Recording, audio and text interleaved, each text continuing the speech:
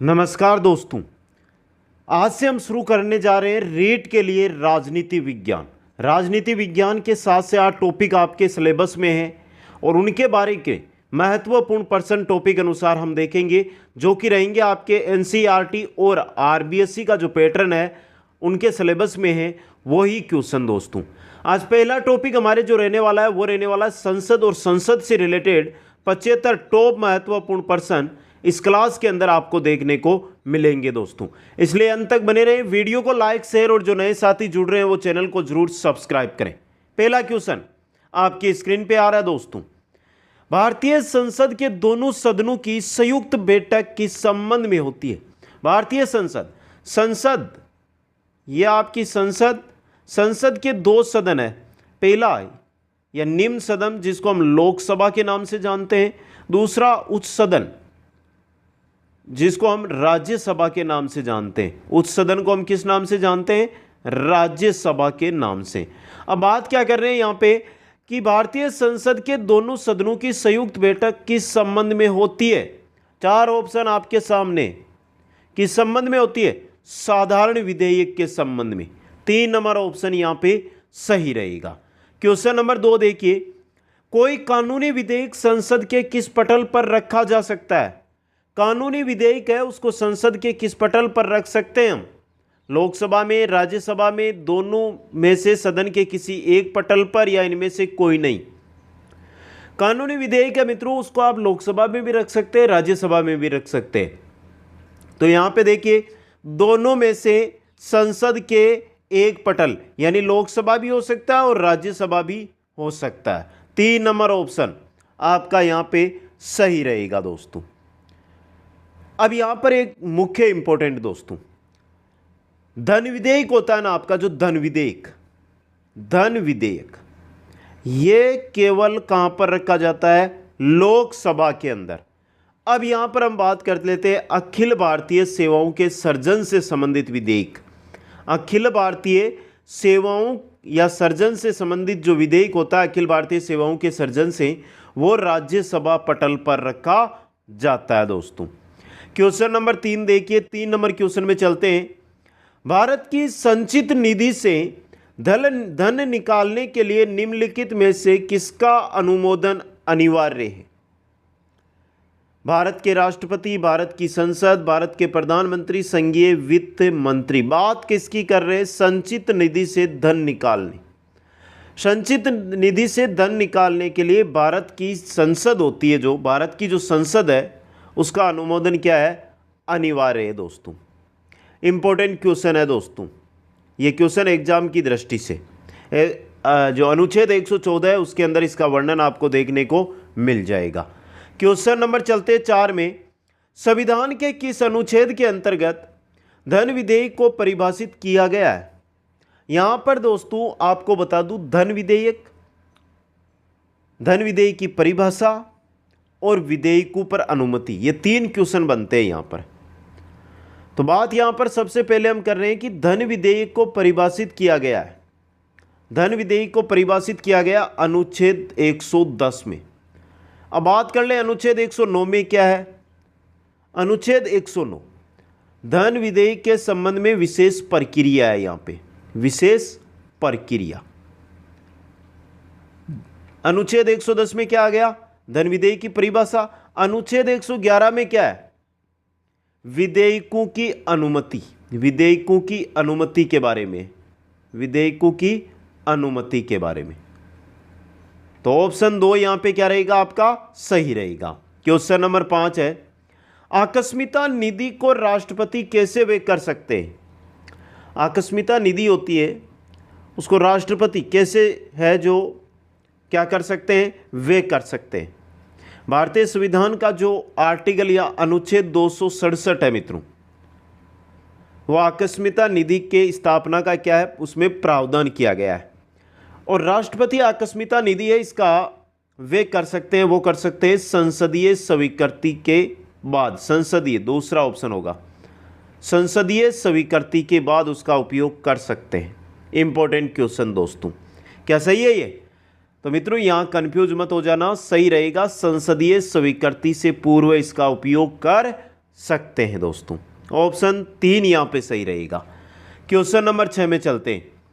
कोई धन विधेयक है अथवा नहीं, इसका निर्णय कौन करता है? कोई विधेयक है वो धन विधेयक है अथवा नहीं है, इसका निश्चय कौन करता है दोस्तों? लोकसभा अध्यक्ष करता है। अब बात अनुच्छेद की आ जाती है यहाँ पर कि किस अनुच्छेद के द्वारा। तो अनुच्छेद 110 है, उसका भाग 3 है, उसके अंदर इसके बारे में क्या किया गया है? वर्णन किया गया है। आगे चलते क्वेश्चन नंबर 7 में। भारत सरकार द्वारा वित्त विधेयक कौन से सदन में पेश किया जाता है? वित्त विधेयक की यहाँ पर हम बात करते हैं। पहले भी हमने देख लिया है कि वित्त विधेयक होता है वो लोकसभा में पेश किया जाता है। कहाँ पर? लोकसभा में। और जो राज्यसभा है वहाँ पर अखिल भारतीय सेवाओं के सर्जन से संबंधी विधेयक है वो पटल पर रखे जाते हैं। यहाँ पे 4 नंबर ऑप्शन आपका सही रहेगा। क्वेश्चन नंबर 8 है। आर्थिक सर्वेक्षण प्रतिवर्ष संसद में प्रस्तुत किया जाता है। आर्थिक सर्वेक्षण प्रतिवर्ष संसद में प्रस्तुत किया जाता है आगामी वर्ष के बजट के प्रस्तुतिकरण के पूर्व है दोस्तों। ऑप्शन 1 यहाँ पे सही रहेगा। क्वेश्चन नंबर 9 है। व्यय का अनुमान किस रूप में भारतीय संसद के समक्ष रखा जाता है? व्यय का अनुमान है वो किस रूप में भारतीय संसद के समक्ष रखा जाता है दोस्तों? तदर्थ निधि, अतिरिक्त अनुदान, अनुपूरक अनुदान, अनुदान का अनुरोध। व्यय का अनुमान, अनुदान का अनुरोध, व्यय का अनुमान, अनुदान का अनुरोध के रूप में भारतीय संसद के समक्ष रखा जाता है और इसका वर्णन किया गया वो किया गया आर्टिकल 113 के भाग 2 में। इंपॉर्टेंट क्वेश्चन ये। Question number 10। लेखानुदान बना है। लेखानुदान किसके लिए बना है दोस्तों? लेखानुदान बना है आपके बजट के लिए। किसके लिए बना है? बजट के लिए दोस्तों। इंपॉर्टेंट क्वेश्चन है ये दोस्तों। लेखानुदान आर्टिकल है आपका 116 का भाग क। आर्टिकल का 116 का भाग क है। सुन लेना उस लेखानुदान का प्रक्रिया क्या है। तो अनुच्छेद या आर्टिकल 116 क है। इसके तहत यदि किसी कारण से जो हमारा विधेयक है, वित्त विधेयक या विनियोग विधेयक के पारित होने से पहले ही सरकार को क्या पड़ जाती है? रुपयों की ज़रूरत पड़ जाती है, आवश्यकता पड़ जाती है। तो लोकसभा के अंदर लेखानुदान पारित कर सरकार के लिए एक अग्रिम राशि है वो मंजूर की जाती है दोस्तों। और यही होता है लेखानुदान। क्या होता है? लेखा अनुदान दोस्तों। आगे चलते हैं क्वेश्चन नंबर 11 में। भारतीय संसद में स्थगन प्रस्ताव लाने का उद्देश्य क्या है? क्यों लाया जाता है भारतीय संसद में स्थगन प्रस्ताव? सार्वजनिक महत्व के निश्चित अत्यावश्यक मुद्दे पर बहस करने हेतु स्थगन प्रस्ताव लाया जाता है दोस्तों। क्वेश्चन नंबर 12 देखिए, और अच्छा क्वेश्चन है ये आपके लिए। इसके अंदर पहला क्या दिया गया आपकी स्क्रीन पे दोस्तों? ये दिया गया है नीति निनुमोदन प्रस्ताव। ये होता है आपके बजट की मांग को घटाकर 1 रुपया कर दिया गया। मितव्ययता प्रस्ताव है। इसके द्वारा बजट की मांग में से एक निर्दिष्ट राशि घटा दी जाए। सांकेतिक प्रस्ताव, बजट की मांग में से 100 रुपये कम कर दिया। और लेखानुदान, बजट पारित होने से पहले से प्रशासनिक व्यय हेतु एक अग्रिम मांग है रुपयों की वो दोस्तों। तो यहाँ पे 4, 3, 2, 1 ऑप्शन यहाँ पे 2 सही रहेगा। क्वेश्चन नंबर 13 देखिए। पार्लियामेंट द्वारा वर्ष 1989 में निर्मित कानून के अनुसार एक नागरिक के वयस्क होने की कानूनी आयु क्या है? क्या है दोस्तों? 1951 में 21 वर्ष थी, जिसको 1989 के अंदर घटाकर कितनी कर दी गई? 18 वर्ष कर दी गई दोस्तों। ऑप्शन 4 आपका ये सही रहेगा। ये संशोधन है जो आपका हुआ था 28 मार्च 1989 को, 21 से 18। क्वेश्चन नंबर 14 देखिए। भारतीय संसद का स्वर्ण जयंती समारोह मनाया गया था। भारतीय संसद का स्वर्ण जयंती समारोह है ये 13 मई 2002 को मनाया गया। 13 मई 2002 को, क्योंकि लोकसभा के प्रथम चुनाव के पश्चात 13 मई 1952 को क्या बनी थी, प्रथम सरकार, और उसके 50 वर्ष उपलक्ष्य के रूप में यह जो है मनाया गया दोस्तों। इंपॉर्टेंट क्वेश्चन है ये आपके लिए। आगे चलिए नेक्स्ट क्वेश्चन, क्वेश्चन नंबर 15 आपकी है, हमारी व्यवस्था में संसद को बहुत अधिक अधिकार प्राप्त है क्योंकि ये जनता का प्रतिनिधित्व करती है। क्या करती है, जनता का प्रतिनिधित्व। ऑप्शन 3 सही रहेगा। क्वेश्चन नंबर 16 है, लोकसभा में प्रत्येक सत्र का प्रथम घंटा से शुरू होता है, किससे शुरू होता है, प्रश्नकाल से शुरू होता है। 4 नंबर ऑप्शन सही रहेगा। क्वेश्चन नंबर 17 है, भारत की सर्वोच्च कानूनी निर्माण संस्था है वो कौन सी है, आपकी संसद है। 3 नंबर ऑप्शन सही रहेगा। क्वेश्चन नंबर 18 देखिए, निम्नलिखित में से किस पर ब्रिटिश संसद द्वारा महाभियोग चलाया गया था। ब्रिटिश सरकार द्वारा किस पर, ब्रिटिश संसद द्वारा महाभियोग चलाया गया था, वॉरेन हेस्टिंग्स पर। ऑप्शन 4 सही रहेगा। क्वेश्चन नंबर 19 देखिए, निम्नलिखित में से कौन सा संसद के कार्य प्रकरण को पढ़ाने का सर्वोच्च तरीका है, कौन सा है, मुद्दों पर सहमति कराने के लिए वाद विवाद का आयोजन। जो भी संसद के लिए मुद्दे होते हैं उन पर वाद विवाद छात्रों में करवाइए। संसद के जो प्रकरण है, संसद के कार्य प्रकरण है, उनको पढ़ाने का सबसे अच्छा तरीका ये सर्वोच्च तरीका होता है।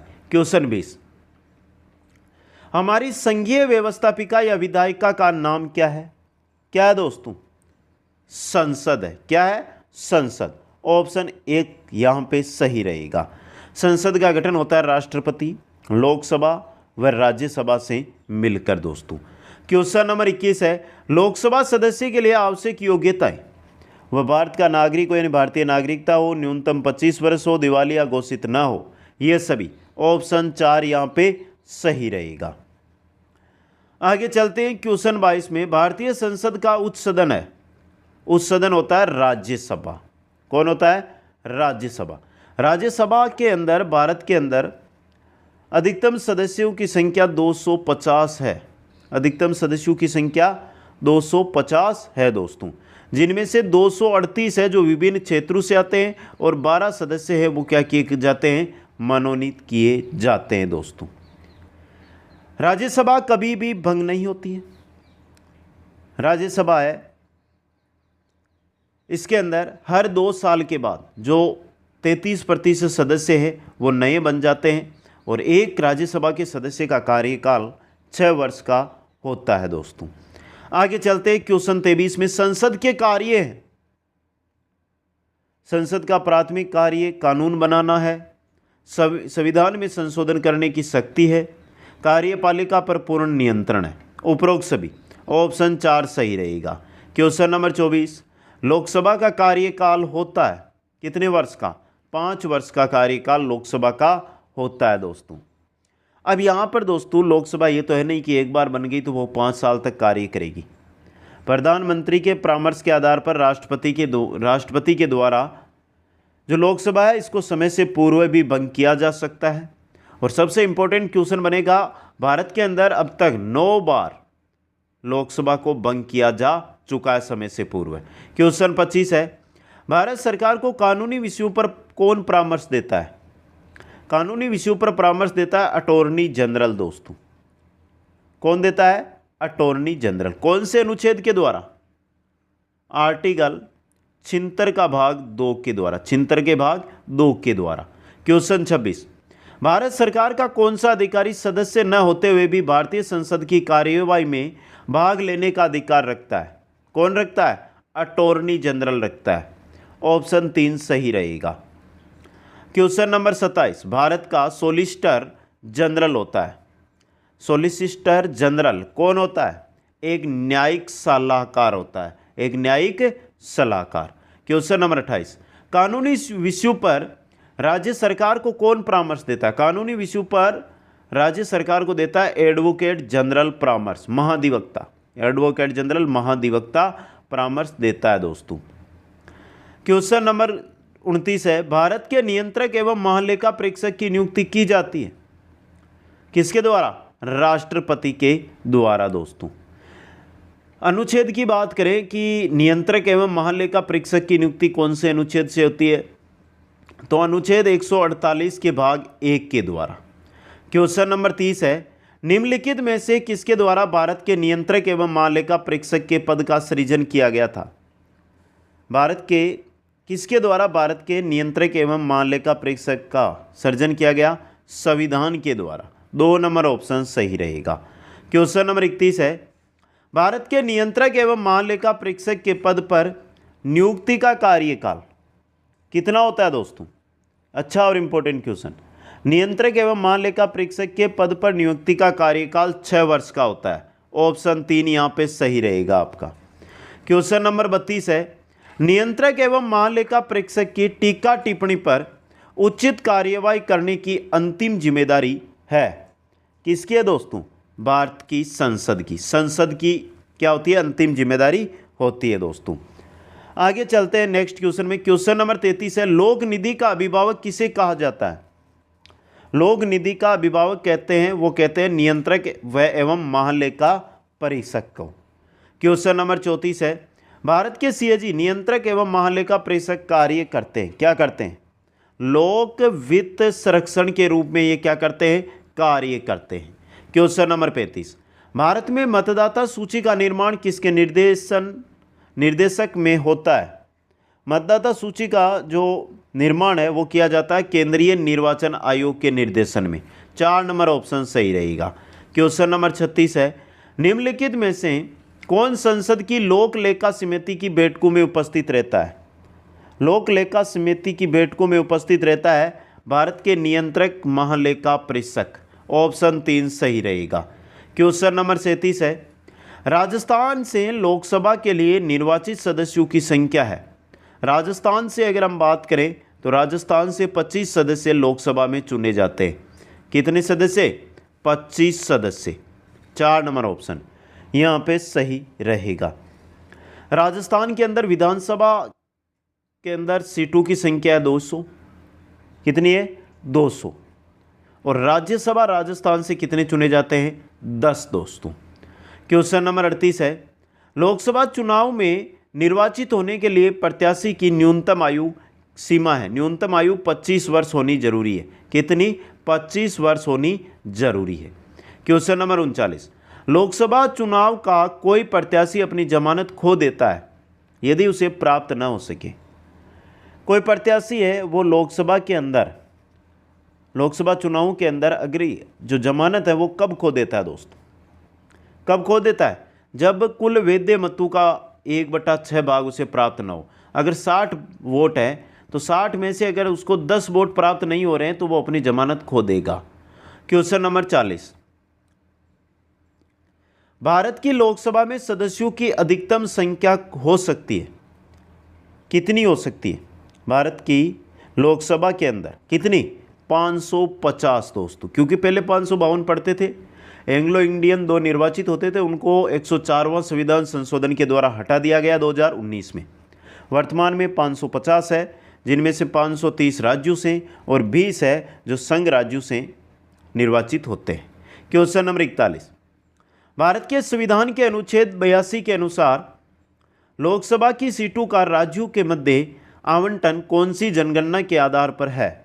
कौन सी जनगणना? 1971 की जनगणना के आधार पर है दोस्तों। इंपॉर्टेंट क्वेश्चन है ये आपके लिए। आगे चलते हैं। क्वेश्चन नंबर आ रहा है 42, लोकसभा में राज्यों को किस आधार पर सीटें आवंटित की जाती है? जनसंख्या के आधार पर आवंटित की जाती है। क्वेश्चन नंबर 43, निम्न में से कौन सा राज्य लोकसभा में अनुसूचित जनजातियों के सर्वाधिक प्रतिनिधि निर्वाचित करता है? कौन सा राज्य करता है? 2008 के परिसीमन के बाद अगर बात करें तो आपका मध्य प्रदेश है। और कितनी सीटें हैं? 6 सीटें हैं अनुसूचित जनजाति से। क्वेश्चन नंबर 44 है, भारत का राष्ट्रपति लोकसभा में आंग्ल भारतीय समुदाय के कितने सदस्यों को नामित कर सकता है? गलत कर दो इस क्वेश्चन को, क्योंकि 104वां जो संविधान संशोधन हुआ, संविधान संशोधन उसके बाद 2019 में जो आंग्ल भारतीय समुदाय के जो 2 सदस्य मनोनीत किए जाते थे, 2 सदस्य, उनको क्या कर दिया गया? हटा दिया गया। तो ये क्वेश्चन नहीं बन सकता। क्वेश्चन नंबर 45, निम्न संवैधानिक संशोधनों में से कौन से राज्यों से निर्वाचित होने वाले लोकसभा के सदस्यों की संख्या में वृद्धि करने से संबंधित है? कौन सा है दोस्तों? 7वां व 31वां संविधान संशोधन। ऑप्शन 3 यहाँ पे सही रहेगा। 7वां संविधान संशोधन 1956 में हुआ, 31वां संविधान संशोधन 1973 के अंदर हुआ दोस्तों। क्वेश्चन नंबर 46, लोकसभा का कार्यकाल पूरा होने से पहले किसके द्वारा भंग किया जा सकता है? प्रधानमंत्री की सिफारिश पर राष्ट्रपति के द्वारा। प्रधानमंत्री की सिफारिश पर राष्ट्रपति के द्वारा। अनुच्छेद की अगर हम बात करें तो अनुच्छेद है 85 ख, अनुच्छेद 85 ख के द्वारा। क्वेश्चन नंबर 47, लोकसभा तथा राज्यसभा में गणपूर्ति संख्या कितनी है? दोनों के अंदर है कुल सदस्य संख्या का 1/10 भाग। क्वेश्चन नंबर 48 है, लोकसभा में एक वर्ष में कितने सत्र बुलाए जाते हैं? लोकसभा के अंदर एक वर्ष में 2 सत्र। कितने? 2। कम से कम की बात हो रही है। एक वर्ष में कितने सत्र बुलाए जाते हैं? कम से कम एक वर्ष में 2 बार सत्र बुलाए जाते हैं दोस्तों। क्वेश्चन नंबर 49, संघीय क्षेत्रों को प्रतिनिधित्व प्राप्त है। संघीय क्षेत्रों को प्रतिनिधित्व प्राप्त है संसद के दोनों सदनों में। संसद के दोनों सदनों के अंदर संघीय क्षेत्रों को प्राप्त है। जैसे अगर हम बात करें राज्यसभा की तो पांडुचेरी से 1 है, दिल्ली से 3 प्रतिनिधित्व इसके अंदर आते हैं दोस्तों। पांडुचेरी से 1 है और दिल्ली से 3, 4 ही राज्यसभा में संघ शासित प्रदेशों से आते हैं, बाकी से नहीं आते हैं।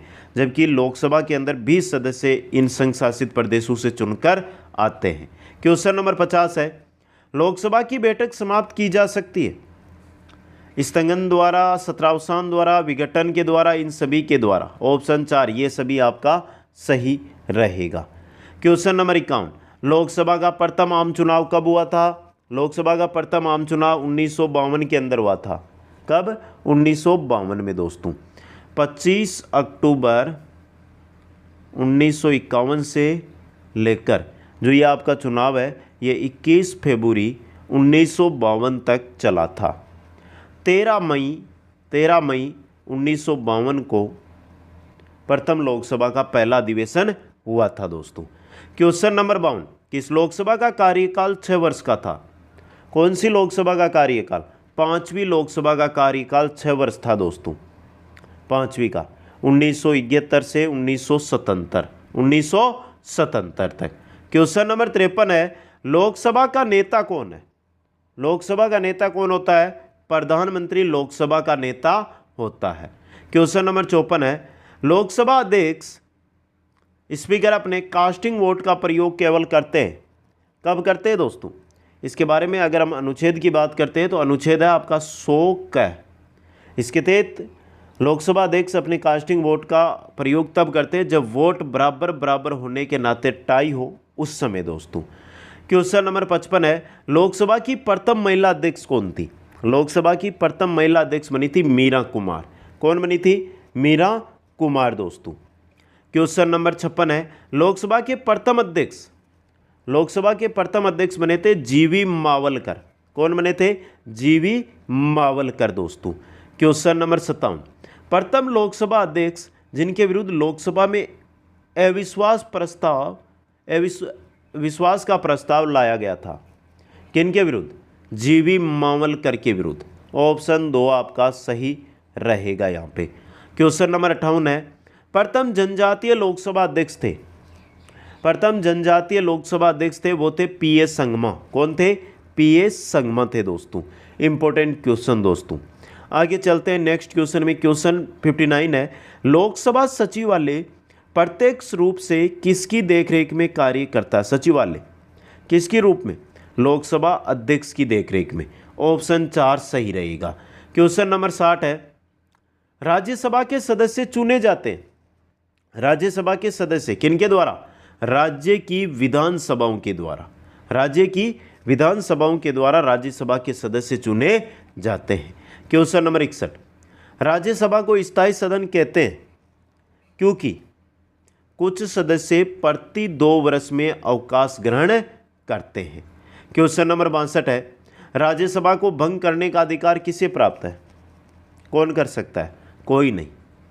राज्यसभा को भंग करने का अधिकार किसे प्राप्त है? किसे मित्रों? इनमें से किसी को नहीं। ऑप्शन 4 सही रहेगा। क्वेश्चन 64 देखिए, यदि सरकार राज्यसभा में पराजित हो जाए तो क्या होता है? यदि सरकार राज्यसभा में पराजित हो जाए तो प्रधानमंत्री अपना त्यागपत्र नहीं, संसद भंग नहीं, राष्ट्रपति शासन लागू नहीं, इनमें से कुछ नहीं होता है। समझे आप? तो ऑप्शन 4 सही रहेगा। क्वेश्चन 65 देखिए, 65 नंबर है, निम्न में से कौन सा भारत के संविधान की 4थी अनुसूची को सही वर्णित करता है? 4थी अनुसूची, इसमें राज्यसभा की में स्थानों का आवंटन है। ऑप्शन 3 यहाँ पे सही रहेगा। क्वेश्चन नंबर 66, राज्यसभा का पदेन सभापति कौन होता है? उपराष्ट्रपति होता है पदेन सभापति दोस्तों। क्वेश्चन नंबर 67 है, राज्यसभा का सर्वप्रथम गठन किस वर्ष में हुआ?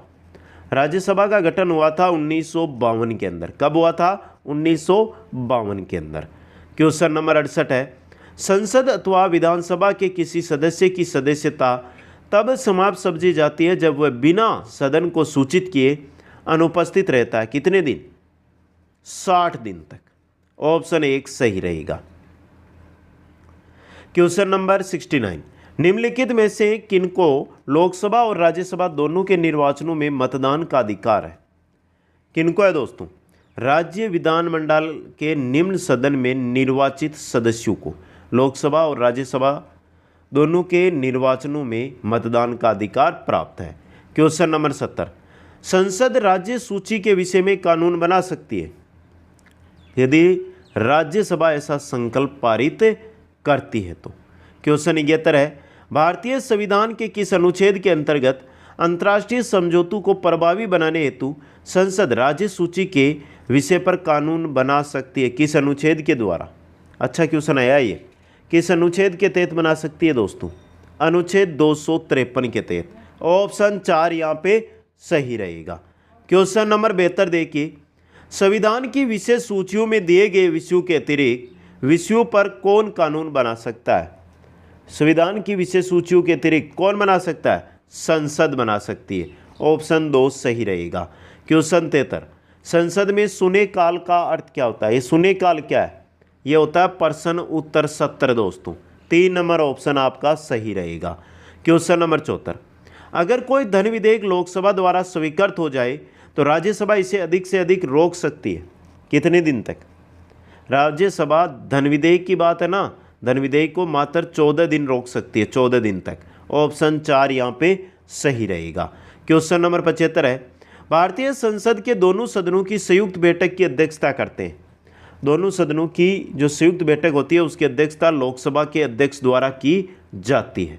क्वेश्चन नंबर 76 है, भारतीय संसद के दोनों सदनों की प्रथम संयुक्त बैठक हुई थी।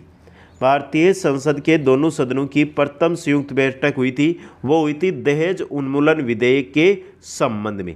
ऑप्शन 1 आपका सही यहाँ पे रहेगा। तो ये थे आपके 76 क्वेश्चन संसद से रिलेटेड। कैसे लगे आपको एक बार कमेंट करके बता दें। वीडियो को लाइक शेयर और जो नए साथी है वो चैनल को जरूर सब्सक्राइब करें। आप सभी को बहुत बहुत धन्यवाद। जय हिंद, जय भारत।